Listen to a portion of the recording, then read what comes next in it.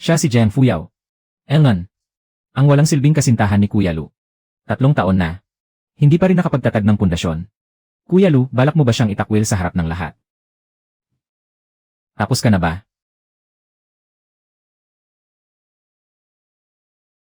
Kung hindi pa, lakasan mo ang boses mo. Huwag kang magkimkim. Kayong dalawa, sabay kayong dumating. Mukhang napagkasunduan ninyo ito. Narito ngayon ang lahat ng sekta. May mga bagay na dapat nang linawin. Magsalita ka. Ang kasunduang pag-isang dibdib na ito ay pawalang bisa ngayong araw. Kailangan pa ba talagang dito mo sabihin? Magkaiba ng malaki ang antas ng iyong paglilinang at ng akin. Kapag ipinagpaliban pa natin ito, pareho lamang tayong mapapahiya. Fuyao. Hindi kita sinasadyang saktan, Fuyao. Panatilihin mo ang iyong dangal. Maraming tao ngayon. Huwag mong pahirapan ang sarili mo. Naiintindihan ko. Ano ang ginagawa mo? Binibigyan kita ng pagkakataong mapanatili ang iyong dangal. Ang pagtatakwil ngayon ay sarili mong pinili. Ako si Lu Huijin. Hindi ko ito pagsisisihan sa buhay na ito. CJ, tandaan mo ito.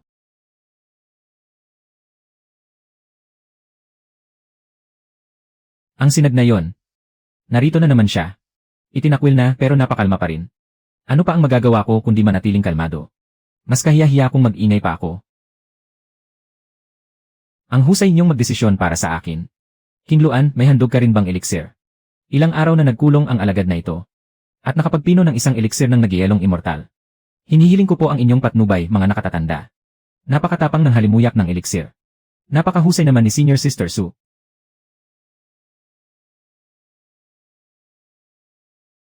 Ganap ang mga marka ng elixir. Isa itong mataas na uri. Ang elixir ko. Ang elixir mo, Jiang Fuyao. Nakakapagpino ka rin pala ng elixir. Sa tingin mo ba ay hindi ko kaya? Narito ang lahat ng nakatatanda ngayon, Junior Sister. Hindi ako nakikipagtalo.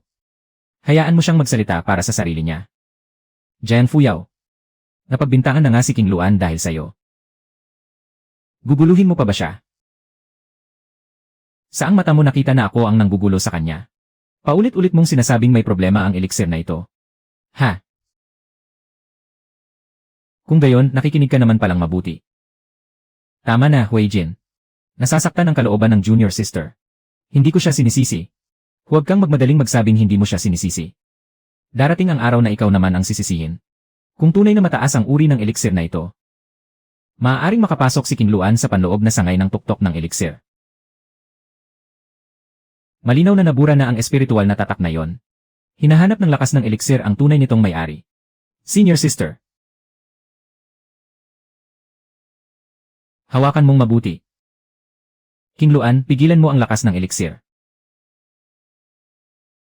Kaya ko itong pigilan. King Luan. Huwag mo munang tulungan si Fuyao.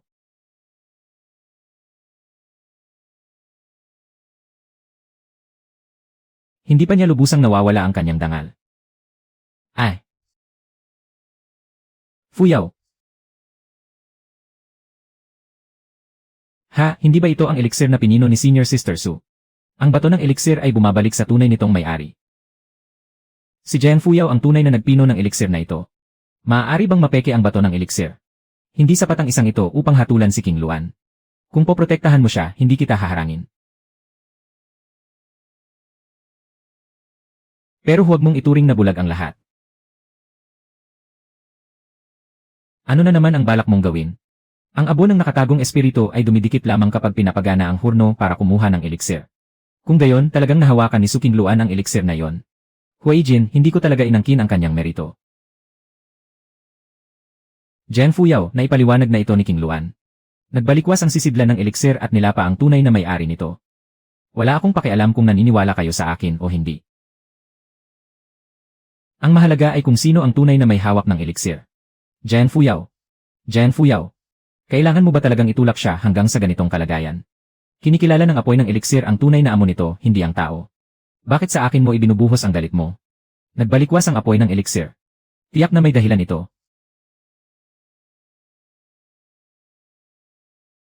Kailangan pa nating imbestigahan ang usaping ito.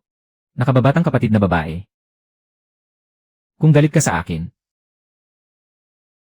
Sa akin mo ibaling ang galit mo. Bakit kailangan mo pa akong siraan sa harap ng lahat? Tama na.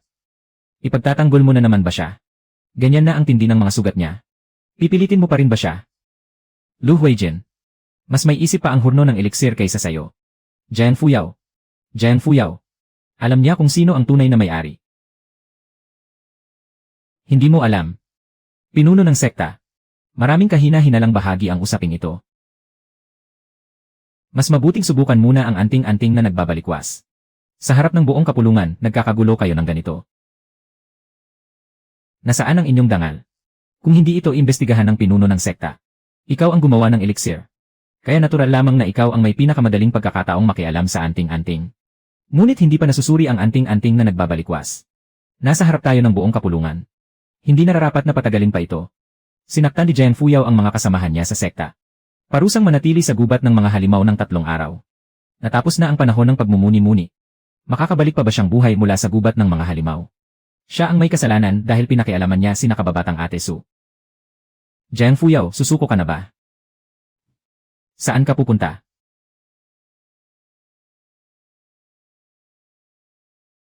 Pagkalipas ng 3 araw, huwag kang magtago sa gubat ng mga halimaw.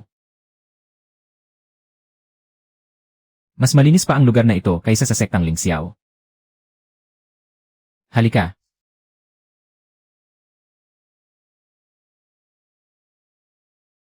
Mabagsik naman ang paraan mo ng pakikipagkilala. Gusto mo ba akong kainin?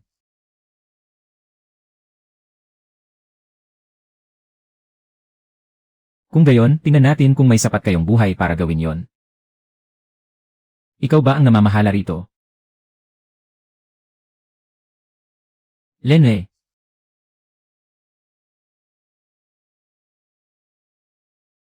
Gusto mo akong lumuhod, panaginip lang yan. Magising ka nga. Sino? Lahat ng halimaw ay yumuyuko sa kanilang Panginoon.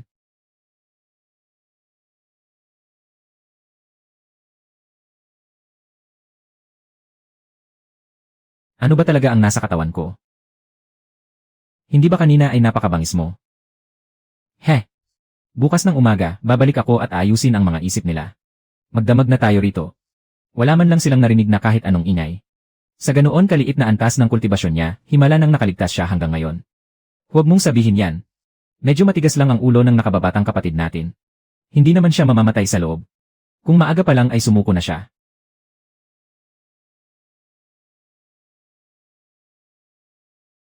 Hindi sana umabot sa ganito. Umatras ang pulang matang demonyong tigre.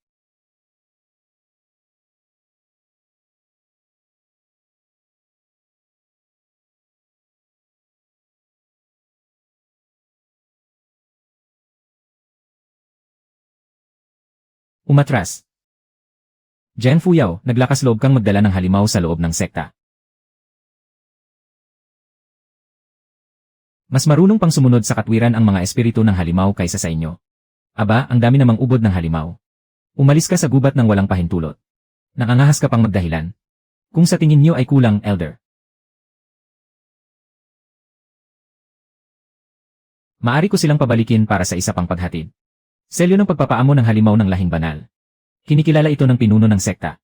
Tapos na ang usapan sa mga sinaunang tala. Tama na ang mga dahilan mo. Ito ang matibay na katibayan na isa kang taksil. Kung gayon, ngayong araw ay lulutasin natin ang lahat. Ganoon ba? Jian Fuyao, nagdala ka ng halimaw sa sekta.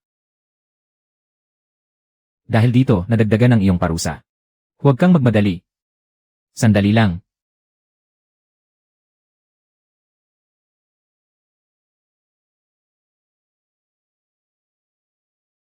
Bawat utang mo sa akin, isa-isa kong sisingilin. Si Jian Fuyao ay lihim na nagsanay ng haring halimaw. Nagdala siya ng halimaw sa sekta. Siya mismo ang sumunod sa akin. Nababahala rin ang elder para sa kapakanan ng sekta. Hindi pa magaling ang sugat mo.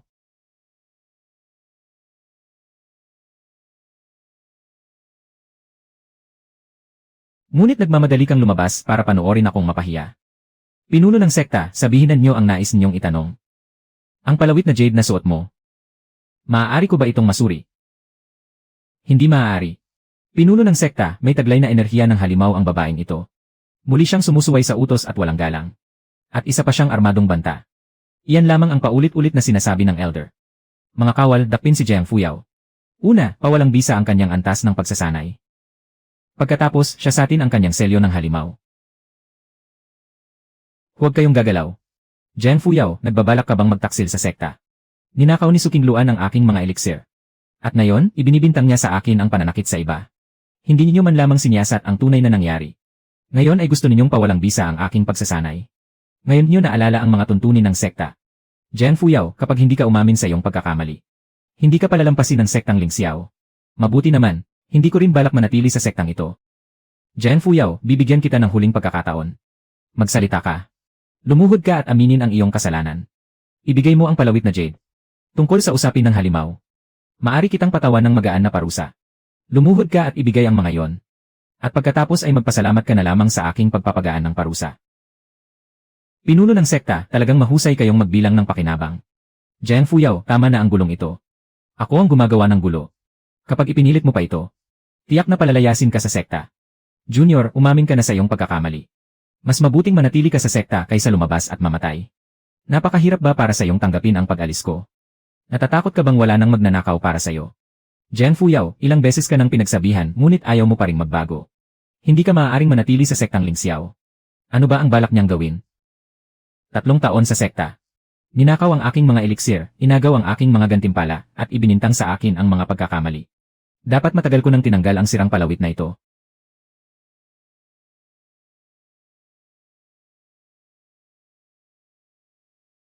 Jiang Fuyao, mag-isip kang mabuti. Ano yon? Bakit may ganitong bagay sa kanyang plek na jade? Impossible. Kinikilala na naman ito ng pinuno ng sekta. Jiang Fuyao, ngayon ay lalabas ka na sa tarangkahan ng bundok. Akala mo naman may pakialam ako. Pagkaalis mo sa sekta, hindi ka na mabubuhay ng matagal. Kung gayon, buksan mong mabuti ang iyong mga mata at panoorin kung paano ako mabubuhay. Talagang ang umalis siya. Umalis siya sa sektang Ling Xiao. Sino ba siya para magmalaki? Noon, itinuring ko siyang bulag sa katotohanan.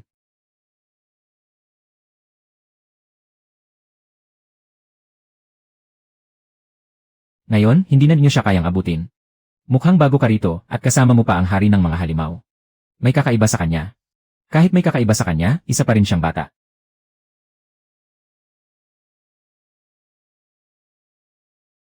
Mas masigla pa rito kaysa sa sekta. Bago ka rito, dalaga. Tabi. Alam mo ba ang mga tuntunin ng black market? Bago pumasok, magbayad muna ng bayad sa buhay. Hindi masama ang mabangis na tigre na ito. Iwan mo siya rito at makakaalis ka. Huwag kang magmadali, ikaw lang naman. Ano ang ibig mong sabihin? Ano ang ginagawa niya? Natulala ka ba sa takot? Balak mong sumingit sa pila ko. Hahaha, alam mo ba kung sino ang kausap mo? Hindi. Matapang ang batang ito. Kung matapang ka o hindi, malalaman natin pagkatapos ng laban. Lenhe, mga kapatid, lapain muna natin siya. Unahin nating tagain siya. Saktong kapos ako sa pamasahe. Hahaha. Ang dami mong sinasabi. Hindi ba mabigat ang espada mo? Naghahanap ka ng kamatayan.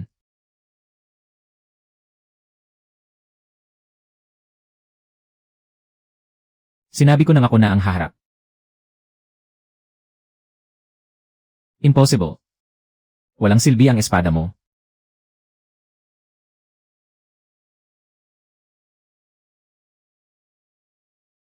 Karaniwan ka rin pala. Naipit siya, tagain mo na. Iyon na.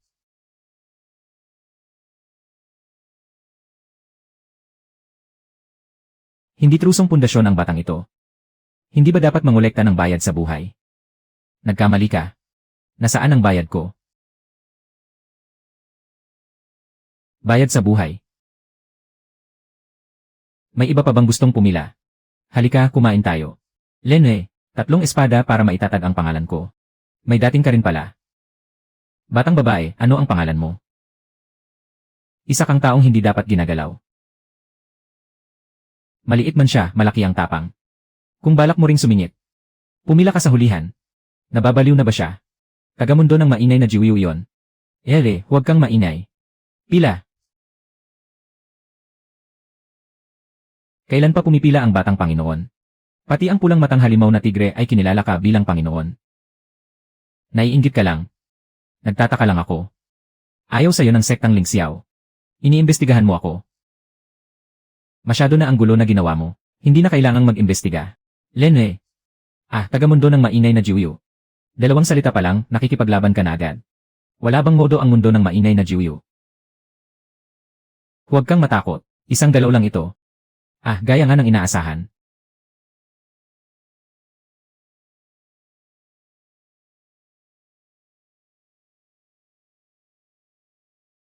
Gaya ng inaasahan, ano naman? Siya na naman. May kakaiba sa katawan mo. May kapangyarihan iyong pumipigil sa enerhiya ng mundo ng mainay na Jiwiu. Iilan lamang sa 3 daigdig ang may ganoon. Kung ganoon, sino ka ba talaga? Ako ang dapat nagtatanong sa iyo niyan. Sinusundan mo ako sa buong paglalakbay. Ano ang gusto mo? Gusto ko ang lihim na nasa katawan mo. Nangahas kang itutok sa akin ang espada mo. Masyado kang ignorante. Ikaw ang una. Paano kung talagang gusto kong malaman ang lihim ng katawan mo? Kung ganoon, tikman mo muna ang espada ko.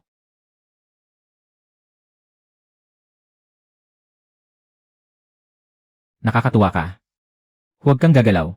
Napakalakas mo. Napakalakas mo. Pero hindi pa sapat sa ngayon. Huli na ang lahat para sabihin yan. Naglakas loob talaga siya. Naglakas loob siyang dakpin ang batang Panginoon ng mundo ng mainay na Jiwiu. Nagsasawa ka na bang mabuhay? Bata, napakalapit mo sa akin. Hindi ka ba natatakot?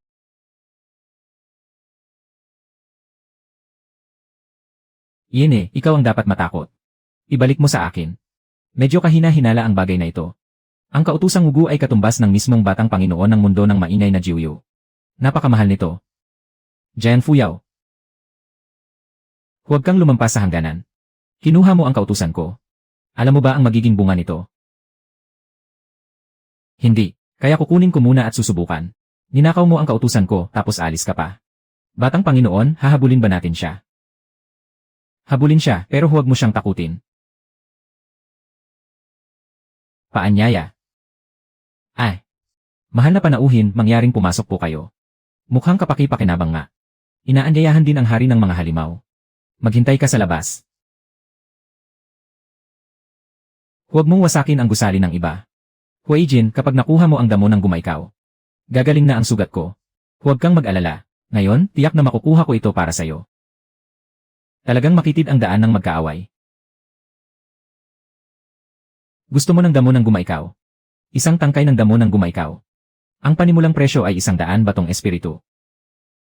200, 300, 500, 100 at isa. 1,000 at 100 at isa. Gusto rin po ng panauhing iyan ang damong ito. Hindi mo na kailangang makialam. Huaijin, tama na. Kung masyado itong mahal, huwag mo nang bilhin. Hindi pwedeng patagalin pa ang sugat mo. 5,000. 5,000 para sa isang tangkay ng damo ng gumaikaw. May alitan ba kayong dalawa? Huaijin, huwag ka nang magtaas ng alok. Kung hindi mo kayang bilhin, umalis ka. 10,000. Nabenta sa halagang 10,000 batong espiritu. Mas mabuting huwag kong malaman kung sino ka. Bakit ka nagmamadali? Hindi pa nagsisimula ang palabas. 10,000 batong espiritu. Ang damo ng gumaikaw ay napunta sa sektang Lingxiao. Huaijin, napagastos kita. Isang tangkay ng damo ng gumaikaw sa halagang 10,000. Malaking lugi ito. Pero mayaman naman ang sektang Lingxiao. Naubos na ang espiritong enerhiya nito. Walang nag-aalok. Ibaba na natin ito. Sandali. Akin na yan. Sigurado po ba kayo, mahal na panauhin? Patay na ang damong ito. Nagtaas ako ng presyo ng 10,000 at hindi ko pa rin nakuha. Ngayon, bibili ako ng patay na damo para lang makabawi. Haha, talagang kakaiba ang paningin ng panauhin. Pangkaraniwan lang ang paningin mo. Hindi kita masisisi. Lenwei. Huaijin, huwag mo siyang pansinin. Hindi makapagliligtas ng tao ang damong iyan. Maliligtas ba nito ang isang tao?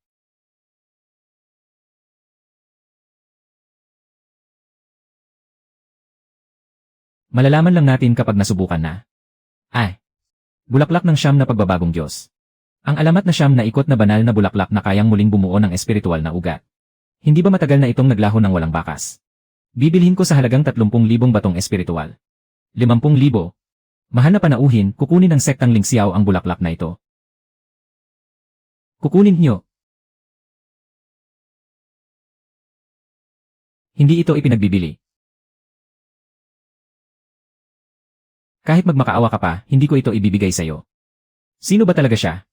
Isa lamang siyang banal na halamang gamot. Hindi ibig sabihin noon ay tunay siyang mahusay. Mula sa pinakaloob ng palad ng mga espiritu sa buong lugar. Mga Ginoo, dumating na ang pambihirang kayamanang ating hinihintay ngayong araw. Ito ay Beis. Ang sinaunang banal na halimaw na si Beis. Hindi pa nito kinikilala ang sinumang Panginoon. Ang pinakamataas na mag-alok ay magkakaroon ng pagkakataong makipagtipan dito. Kung mapasakin si Beis, walang makaalala sa nangyari ngayong araw. Tutulungan kita. Mag-aalok ako ng 100,000 batong espiritual. Ipagpapalit ko ang lihim na kayamanan ng sekta. Para sa pagkakataong makipagtipan dito. Banal na halimaw kung nanaisin mong sumama sa akin. Aalagaan kita araw-araw gamit ang bukal ng espiritual na enerhiya. Beis, ako si Lu Huijin ng sektang Lingxiao.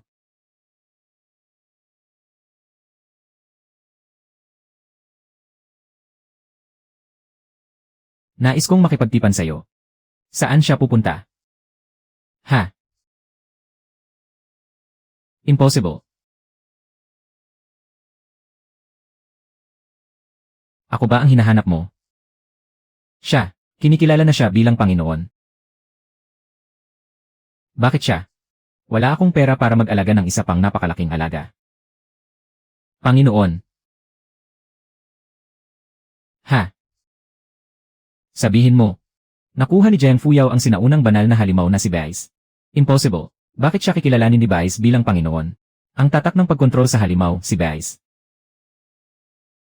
Hindi natin maaaring hayaang mapunta ito sa kamay ng iba. Huijin, pumunta ka sa pamilihang itim. Hilingin mong bumalik siya. Tinalikuran niya ang sekta. Anong karapatan natin para yayain siyang bumalik? Kung gayon, sabihin mong dahil naalaala ko pa ang dating samahan. Pinahihintulutan ko siyang bumalik sa sekta. Matigas ang ulo ng junior sister, tagapamuno. Baka ayaw na niyang bumalik. Kaya nga kailangan natin siyang yayain.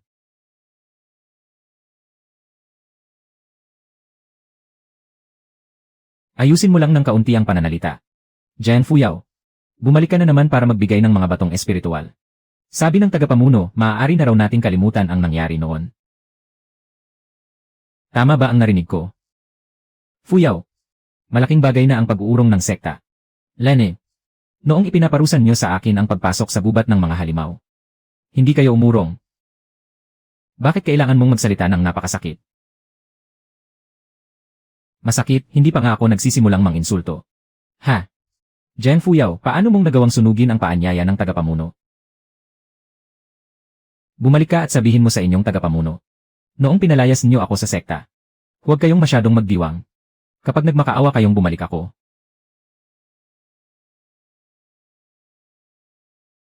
Huwag din kayong masyadong mapahiya. Zheng Fuyao. Ilang araw na tayong hindi nagkikita. Hindi pa naman gumuho ang tarangkahan. Hindi ka na alagad ng sektang Lingxiao.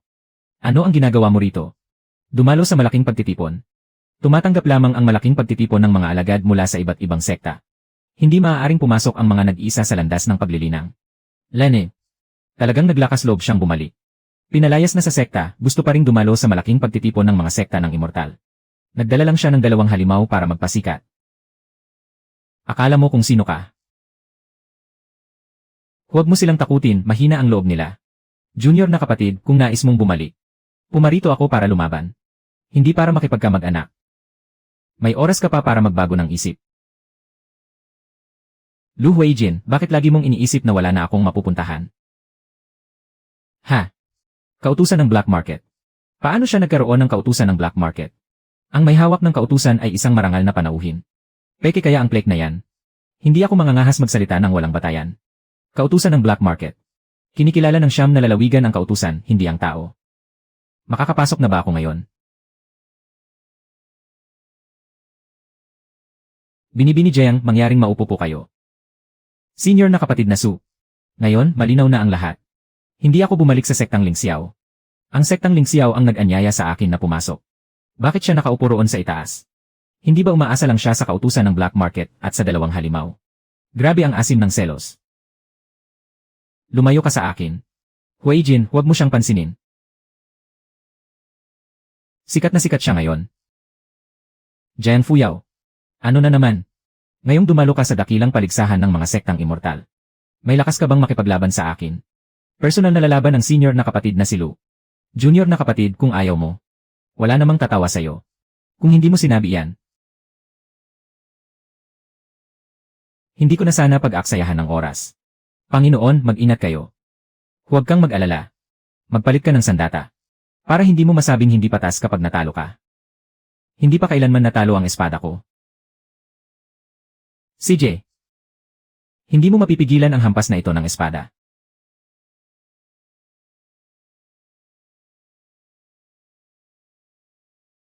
Ay. Lanan. Nasalo niya. Huijin. Impossible. Noong araw na pinawalang bisa ang kasunduan ng kasal. Sinabi mong hindi ka magsisisi habang buhay. Hindi dapat ganito kabilis gumaling ang kanyang espiritual na ugat.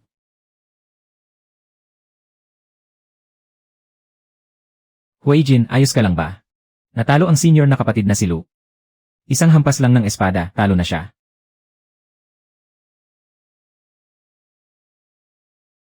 Jian Fuyao. Tungkol sa pagpapawalang bisa ng kasal noong araw na yon. Nasugatan ka, Huijin. Tama na muna. Baka mali ang pagkakakilala ko sa'yo. Kung hindi sana natin pinawalang bisa ang kasal noon. Ay. Walang kung sana. May kasunduan naman talaga tayong magpakasal. Ikaw ang naglabas ng kasulatan ng kasal. Ikaw ang nagsabi niyan. Ikaw mismo ang nagbasura nito. Fuyao, ako. Huwag mo akong tawaging parang malapit tayo. Naaalala ko ang araw na pinawalang bisa ang kasal. Sinabi mong wala tayong pakialam sa isa't isa.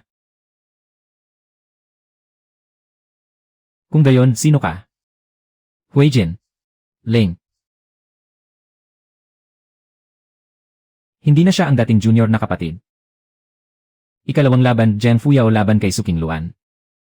Junior na kapatid, huwag mo akong sisihin sa pagkakataong ito. Magsisimula na ang paligsahan ng mga sektang immortal. Walang mata ang mga espada. Kung natatakot kang masugatan, maaari kang umamin sa pagkatalo. Masakit pa ba ang kamay mo? Sugatang iniwan ng pagnanakaw ng elixir.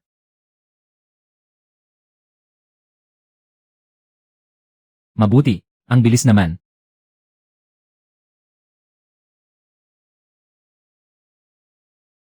Junior na kapatid, bakit lagi kang napakapilit? Napakapilit mo. Hindi pa nga ako nagsisimula. Ano ang nangyari sa kanya? Junior na kapatid, kung masama ang pakiramdam mo, huwag mong piliting magpakatatag. Ako na ang maghahatid sa iyo pababa. Ay.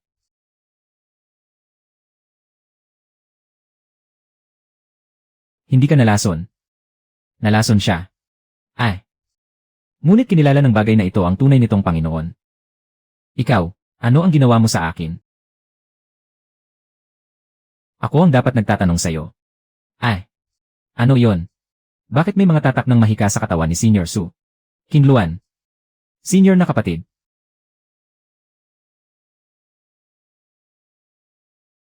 Hindi ko na ito maitatago. Ano ba talaga ang nangyari, King Luan? Hindi ko alam. Tiyak na si Junior na kapatid. Siya ang nanakit sa akin. Ako na naman. Junior na kapatid, alam kong galit ka sa akin. Pero hindi mo maaaring dumisan ng mahika ang aking dangal. May dangal ka pa ba? Kailanman ay hindi kita sinaktan. Hindi pagkakaunawaan lamang ang nangyari sa elixir. At ngayon, ikaw rin ang nagpakana nito. Hindi naman mukhang ganitong klaseng tao si Senior Su sa karaniwang araw. Talagang kahina-hinala ang mga pamamaraan ni Jiang Fuyao. CJ. Kung gayon, hayaan natin siyang magsalita.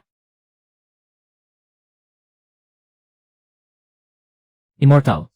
Tunay ngang si Senior Su ang naglagay ng lason. Sinabi pa niya kanina na si Jiang Fuyao ang nanakit sa kanya. Hindi ganoon. Kung gayon, ano ang tunay na nangyari? Peke ang batong nagpapakita ng nakaraan. Siya ang gumawa ng peke. Hindi nagbago ang espiritual na bakas ng bato. Hindi ito pek. Ay. King Luan. Ikaw nga ang naglagay ng lason. Huijin, natakot lang ako na masaktan ka niya. Hindi ko sinasadya. Pagnanakaw ng eliksir, panlilinlang at paglalagay ng lason. Suking Luan. Ilang beses mo pa balak umiyak? Tama na. Ubo. Paligsahan ng mga sekta ng immortal.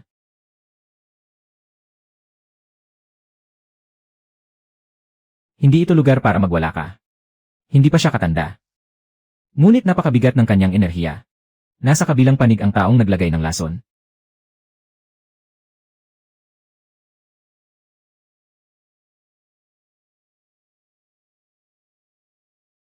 Pag-uusapan natin ang bagay na ito mamaya. May utos ang dakilang immortal. Magpapatuloy ang paligsahan. Talaga bang palalampasin na lang natin ito?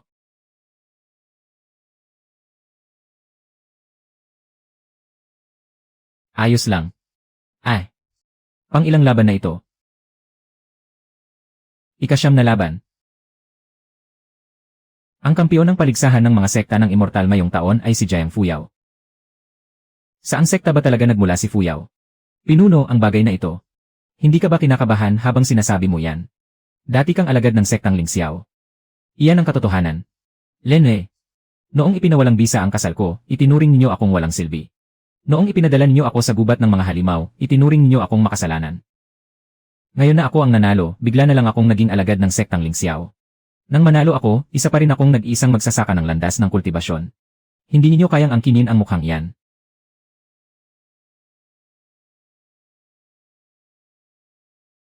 Nasa kanya nga ang banal na ugat. Jiang Fuyao. Jiang Fuyao. May ipinag-utos ang Tianji Qianzun. Ay. Nakuha niya ang unang pwesto. Pambihira ang kanyang talento. Maaari kitang pagkalooban ng isang banal na kapalaran. Personal kang pinagpala ng Tianji Qianzun. Ito ang pagkakataong hindi makuha ng napakaraming tao. Jiang Fuyao, mukhang isang hakbang ka na lang at aakyat ka na sa langit. Bakit naman? Fuyao, hindi ka pa nagpapasalamat sa biyaya. Ano ang ipinagmamadali mo? Umakyat ka rito. Ano? Panginoon, hindi maaari. Pinoprotektahan ng banal na halimaw ang kanyang Panginoon. Tapat na siya. Hindi kanya gusto.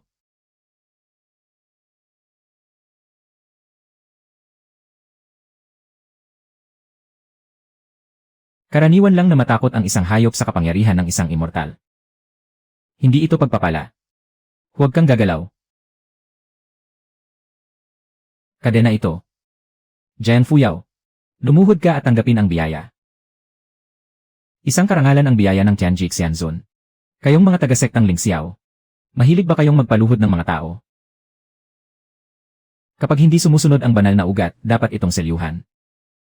Fuyao, huwag mong maliitin ang kabutihang ibinibigay sa'yo. Kinakadenahan mo ako at tinatawag mo iyong kabutihan. Pinagkakalooban kita ng banal na kapalaran. Para ito sa ikabubuti mo. Panginoon, tinatangka niyang selyuhan ang iyong mga ugat. Isang pagpapala mula sa Tianji Qianzun. Marami ang nagmamakaawa pero hindi ito nakakamit. Jiang Fuyao, lumuhod ka at magpasalamat. Tingnan natin kung hanggang kailan ka makapagtitiis. Gusto mo akong paluhurin?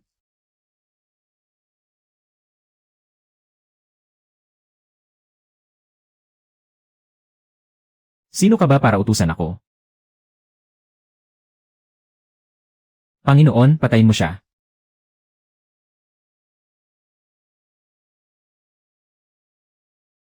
Yan din ang nais ko. Jiang Fuyao. Tatanungin kita muli. Handa ka bang tanggapin ang aking biyaya? Hindi ka karapat-dapat. May banal kang ugat pero wala kang galang sa mga sekta ng immortal. Ang ugat na ito ay malas. Sayang lang ang biyaya. Susundin ko po ang utos ng Tianji Qianzun. Sa wakas, tinigil mo na ang pagpapanggap. Utos na tugisin at patayin siya sa 3 daigdig. Hulihin si Jiang Fuyao. Sige, halika. Taglay ni Jiang Fuyao ang dugo ng masamang Diyos. Isang salot sa mga sekta ng immortal. Ang sinumang makahuli at makapatay sa kanya ay gagantimpalaan ng isang pildoras ng buto ng immortal. Iyon ang pildoras ng buto ng immortal, isang bagay na kayang baguhin ang kapalaran. Mahal na gantimpala. Jiang Fuyao, sumuko ka na para kaunti na lang ang pagdurusang mararanasan mo. Naniniwala ka ba talaga sa sinasabi mo? Sa ilalim ng utos ng Tianji Qianzun, walang makapoprotekta sa'yo. Hindi ako umasa kailanman na may magpoprotekta sa akin. Panginoon, ako ang magbubukas ng daan. Hindi ako nagmamadali. Huaijin, nag-alinlangan ka pa rin. Hindi siya isang masamang nilalang. Sarili mismo ng Tianjik Xianzun ang nagsabi niyan. Paano yon magiging kasinungalingan? Kung hindi ka kikilos, ano na lang ang isipin sa'yo ng sektang Lingxiao? Kung gusto mong umatake, bilisan mo. Hindi man lang siya tumatakas.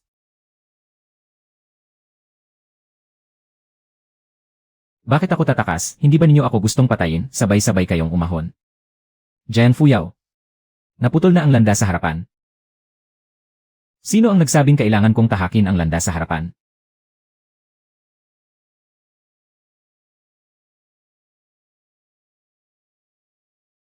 Tamang-tama ang dating ninyo.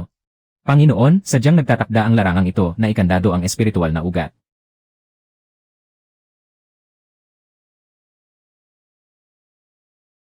Ayos lang. Kinamumuhian ko ang makulong. Nababaliw na ba siya, pumasok siya mismo sa gitna ng larangan. Ang sinumang pumasok sa gitna ng larangan ay mawawala ng espiritual na kapangyarihan. Hindi gaanong matibay ang larangan nyo. Huwag ninyo siyang bigyan ng pagkakataong makahinga.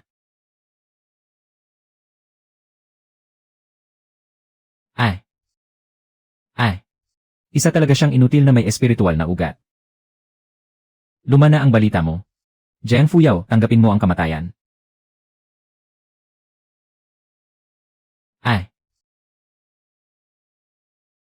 Umalis ka.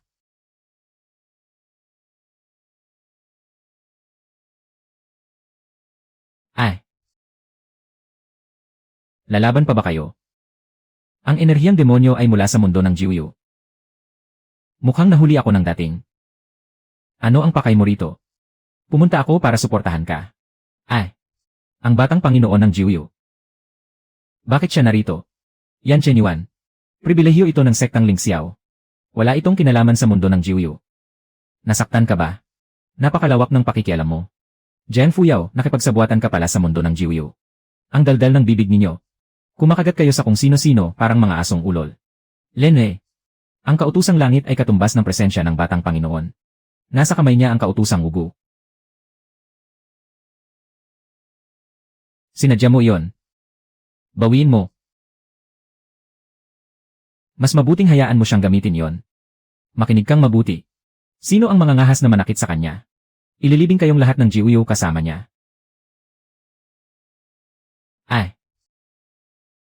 Itinulak mo ako. Kung hindi, ako na ang gaganti sa sarili kong paghihiganti. CJ, ako na ang sasalo sa'yo. Huwag ka lang humarang sa daan. Hindi ba kanina ay gusto mong ipagpalit ako sa isang tableta ng buto ng immortal?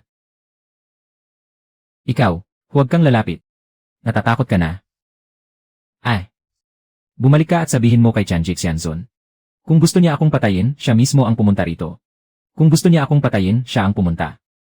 Kung gusto niya akong patayin, siya mismo ang pumunta rito. Sa huli, umaasa ka pa rin sa proteksyon ng mundo ng Jiuyu. Kung wala si Yan Chen Yuan, matagal ka na sanang napabagsak. Gusto mo bang patahimikin ko sila? Hindi na kailangan. Sino ang nagsalita kanina? Lumayo ka. Pagkatapos gamitin, agad mo siyang itaboy. Hindi ka rin naman naging kapaki-pakinabang. CJ. Malinaw na ba sa inyo ngayon? Jian Fuyao. Kailangan mo munang mabuhay para maging mapagmataas. Subukan mo.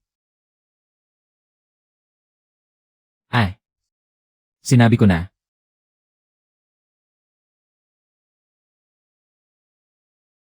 Ako mismo ang haharap dito. Ikaw.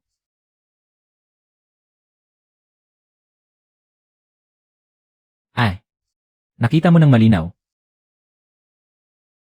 Hindi ako maasa kaninuman. Mabangis ka talaga. Ano ang sinabi mo? Sinabi kong mahusay ka. Panginoon, hinihintay ka niya. Panginoon, pumasok na po kayo. May alam ka na ba noon pa? May mga bagay na kailangan mo talagang makita sa sarili mong mga mata. Bago ka tuluyang magising. Sasamahan kita sa loob.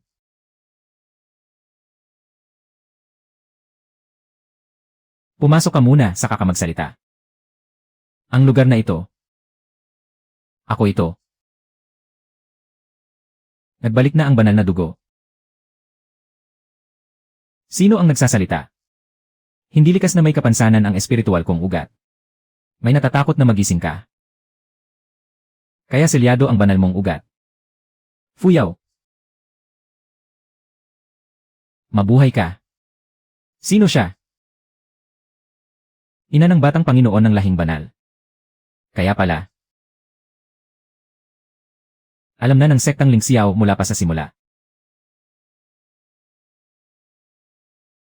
Siya yon. Nalipol ang lahing banal dahil sa kanya. Anak. Panahon nang malaman mo ang katotohanan. Masyado nang matagal na hawak ng lahing banal ang kapalaran ng langit. Panahon nang isuko nila ito.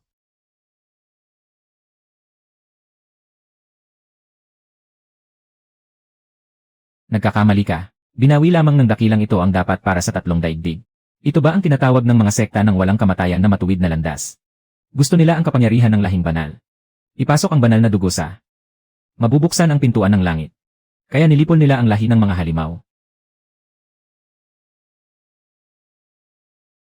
Para lamang sa pag-akyat sa langit. Fuyaw. Huwag kang matakot. Hindi na kita masasamahan, anak.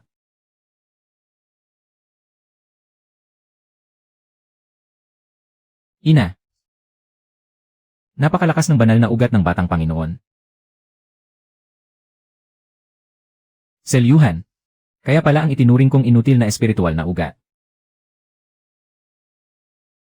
Ay ang tanging daang iniwan nila para mabuhay ka.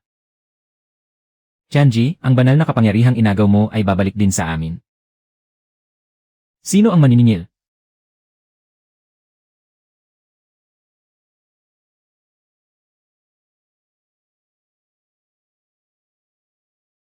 Aking anak. Ang huling dugo ng lahing banal. Gaano ninyo ako katagal hinintay? Hinintay naming magising ka. Ang mga bagay na nararapat sa akin. Ibalik mo sa akin.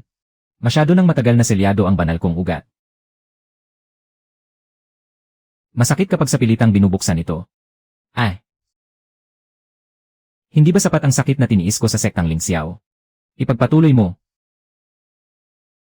Ito ang selyong iniwan matapos nilang puksain ang mga Diyos. Karapat dapat ba talagang manatili sa katawan ko ang kanyang kapangyarihan? Lene.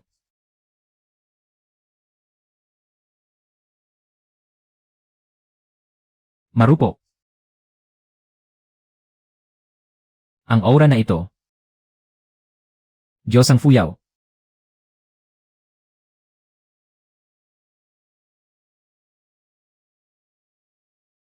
Itatago ko sa puso ko ang pangalang iyan. Maligayang pagbabalik sa iyong trono, Panginoon.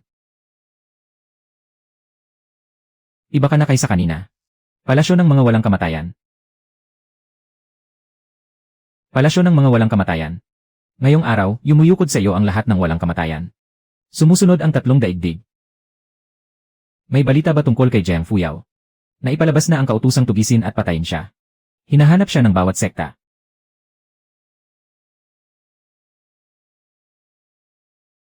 Hindi niya kakayanin ang unang paggising ng banal na ugat. Tumigil ang sinumang darating. Sabihin mo kay Tianji. Dumating na ang maniningil ng utang. Panginoon, ako na ang bubuwag sa. Hindi na kailangan. Sino ang nagtatangkang pumasok sa palasyo ng mga walang kamatayan? Jiang Fuyao. Talagang naglakas loob siyang pumunta rito. Imposible, paano siya naging ganito kalakas? Fuyao. Jiang Fuyao. Jiang Fuyao. Pumunta ka rito para mamatay. Nilipol mo ang lahing banal ko 10,000 taon na ang nakalipas. Mga kasinungalingang walang saysay. Ano ang sinasabi niya tungkol sa angkan ng mga Diyos? Lene. Matanda, may utang ka sa angkan ng mga Diyos. Panahon ng magbayad ka. Dakpin siya. Mamamatay ang sinumang manggulo sa palasyo ng mga immortal. Mag-ingat po kayo, mahal na Panginoon.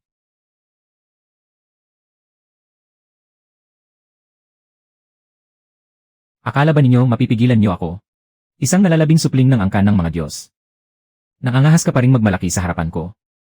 Gamit din ang ganitong bitag, binihag mo ang angkan ng mga Diyos 10,000 taon na ang nakalipas. Napakarami mong alam.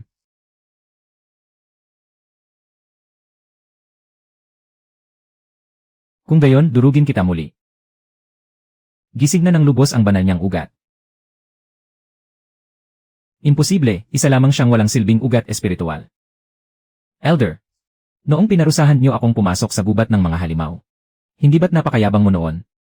Fuyaw, mga tuntunin lamang iyon ng sekta. Ngayon, marunong ka nang tumawag sa akin na Fuyaw. Kasalanan ko, hindi ko nakilala ang isang tunay na hiyas. Nakikiusap ako, iligtas mo ang buhay ko. Mabilis kang lumuhod. Akala mo ba, dahil nalampasan mo ang ilang hanay ng bitag, kaya mo nang patayin ako? Bago kita patayin, ipapakita ko muna sa kanilang lahat ang katotohanan. Ang iniidolo nila sa loob ng 10,000 taon na mahal na immortal. Ano ba talaga siya? Fuyaw, tama na. Ano ang itatawag mo sa akin? Ano ka ba talaga noon sa sektang Lingxiao? Noong araw na pinalayas ako sa sekta. Hindi ganito ang mukha ng pinuno ng sekta noon. Noong sumapi ka sa sekta, nakita ko na ang kakaibang liwanag sa iyong katawan. Nang maglaon, nakita ko rin ang tatak sa noon ng hari ng mga halimaw. Nakilala ko rin yon. Kaya alam mo na pala ang lahat mula pa noon. Hindi ko lamang pinangahasang harapin ang karma na ito. Kaya huwag mo nang gamitin ang dati nating ugnayan para pigilan ako. Lahat ng nangyari noon, hindi ka naunawaan ng sekta. Ngayong kaharap natin ang malaking kaaway. Kung nais mong magbalik loob, tatanggapin ka pa rin ng sektang Lingxiao. Tatanggapin niyo ako kung ako ay. Kung itinuturing niyo akong makasalanan.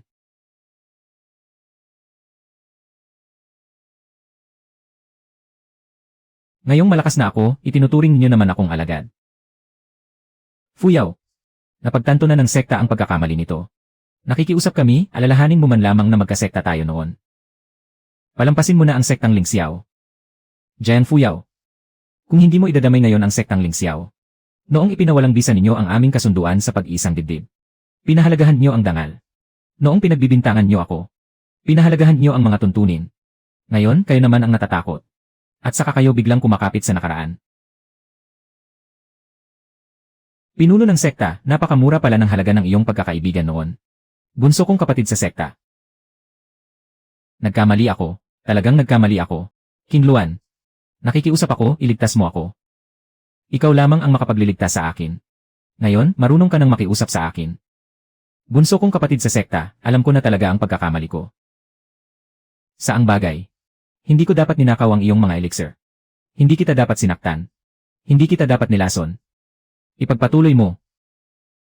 Hindi lamang sa ilang salitang iyan may utang ka sa akin. Kailangan mo ba talaga akong itulak hanggang mamatay? Ang mga salitang iyan. Tinanong mo na ba ang sarili mo? Bakit lahat na lamang ay ikaw? Lu Huijin, tignan mo.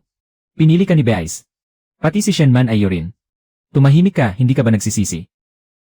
Ha? Hindi mo na kayang magkunwari. Xianzun, nangako po kayo sa akin. Basta bantayan ko siya para sayo. Ililigtas mo ako. Matagal na siyang kumampi kay Xianzun. Isang hamak na inutil, naglakas loob pang makipagtawaran sa akin. Xianzun, iligtas mo ako. Fuyaw, iligtas mo ako. Ayokong mamatay. Jiang Fuyaw, ganito na ang kalagayan niya. Noong itinulak niya ako sa gubat ng mga halimaw. Ganyan mo rin ba siya pinakiusapan? Totoo, alam ko nang nagkamali ako. Hindi mo alam na nagkamali ka. Natakot ka lang. Lu Huijin, huwag mong isipin na makalulusot ka rin. Noong araw na napagbintangan siya, alam na alam mong ako ang may gawa. Pero wala kang sinabi. Fuyaw, hindi ako. Pare-pareho kayong lahat.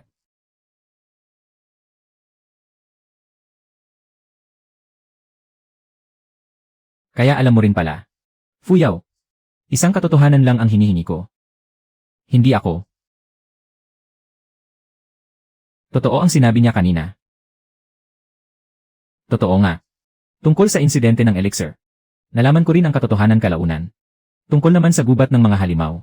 Alam kong napakabigat ng parusang itinataw. Pero noon, inakala kong matigas lang talaga ang ulo mo. Akala ko, makabubuti sa iyo ang mahirapan ng kaunti. Lu Huijin, gubat ng mga halimaw iyon. Fuyaw, totoong pinagsisisihan ko na. Hindi kita dapat hiniwalayan. Hindi ko siya dapat pinaniwalaan. Hindi kita dapat hinayaang harapin ang lahat ng iyon ng mag-isa. Bigyan mo pa ako ng isang pagkakataon, pwede ba? Pagkakataon. Nabigyan na kita. Noong araw ng paghihiwalay natin. Tinanong na kita. Sinabi mong hindi ka magsisisi habang buhay. Noon. Napakalinaw ng isip mo noon. Sa landas ko, walang puwang ang mga taong nagsisisi. Tapos na ang utang ng pag-ibig. Tapos na. Kung ganoon, singilin na natin ang utang ng dugo. Ang may-ari nito ay ang pormasyon ng paglipol sa mga Diyos. Kaya itinago mo pa pala ito. Kung minsan ang nalipol ng dakilang nilalang na ito ang lahi ng mga Diyos. Magagawa niya itong muli. Panginoon, mag-ingat ka. Ang pormasyong ito ay pinapagana ng dugo ng isang Diyos. Ito rin yon mula 10,000 taon na ang nakalipas. Mabuti. Dito pala narito ang buong angkan mo. At naging kapangyarihan ko ang lahat ng iyon. Inamin ni Xianzun. Totoo palang nilipol ng mga sekta ng kabundukan ang lahi ng mga Diyos. Pinatay mo sila. Para lamang sa pag-akyat sa langit. Lenhe. Pag-akyat sa langit. Hindi. Hindi ito isang sandatang immortal. Immortal. Matagal ko nang hindi pinapangarap maging immortal. Ginawa mong halimaw ang iyong sarili. Maaaring mabuhay ng matagal ang isang halimaw. Ngunit ang iginagalang naming Xianzun sa loob ng 10,000 taon ay... Hahaha. Ako ang nagkaloob sa inyo ng landas ng paglilinang. Ngayon, natatakot na kayo. Isasakripisyo niya ang 3 daigdig. Lubha ng nasiraan ng bait ang matandang iyan. Hindi sapat ang dugo ng lahi ng mga Diyos. Kung gayon, gagamitin ko ang 3 daigdig upang punan ito. Nangangahas kang buksan ang pormasyon. Nangangahas din akong wasakin ito. Panginoon, lalamunin ng pormasyong pumapatay sa Diyos ang banal na ugat. Lenhe, nilamon na niya ang lahi ng mga Diyos. Ngayon, iluwa mo ng buo ang bawat subo na nilamon mo. Sa tingin mo, kaya mo.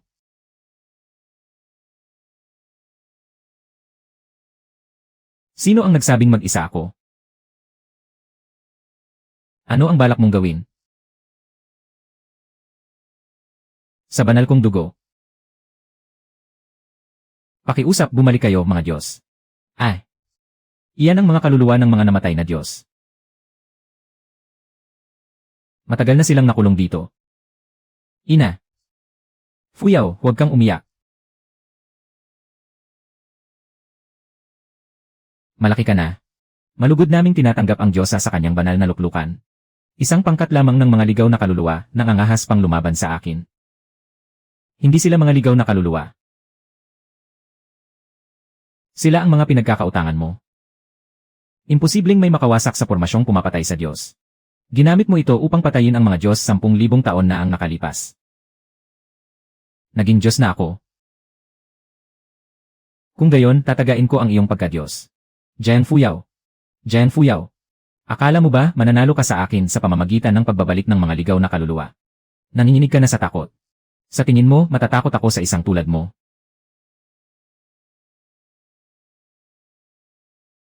Hindi ako natatakot sa panginginig ng kamay mo. Ito ang utang niya. Kung hindi niya ito makayanan.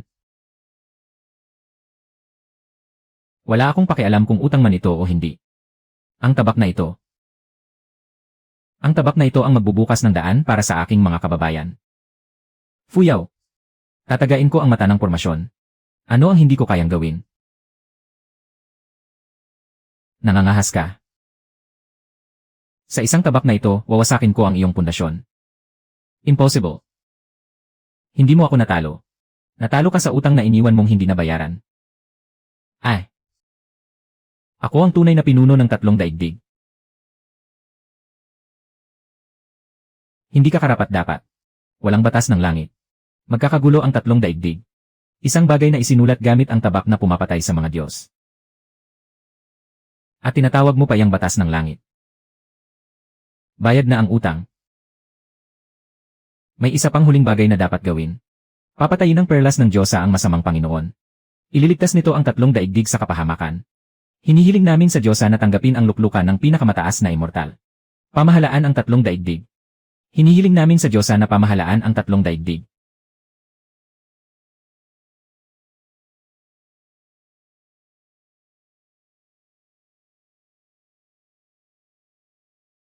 Panginoon, hinihintay ka nila. Naghimagsik si Su Lingxian. Patay na si Tianji. Hindi ito para mapalitan ako at maupo ka roon. Noon, ginagamit niyo ang sekta upang tukuyin kung sino ang marangal at hamak. Ginagamit niyo ang espiritual na ugat upang hatulan ang buhay at kamatayan. Ang mga patakarang ito.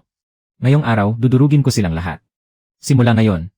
Mula ngayon, hindi na pagbabatayan ng tatlong daigdig ang banal na dugo sa paghatol ng mataas at mababa. Bawal nang gamitin ang sekta upang hatulan ang buhay at kamatayan ng iba. Bawal nang agawin ang espiritual na ugat, buto ng halimaw, o banal na dugo ng iba sa ngalan ng paghahain. Naitatag na ang mga bagong batas. Ha! Talagang kamukha mo. Tumahimik ka. Hindi mananatili ang Diyosa sa palasyong immortal. Ipinaubaya ko na sa inyo ang lugar na ito. Fuyaw. Saan ka pupunta? Napakalawak ng langit at lupa, kahit saan ay maaari.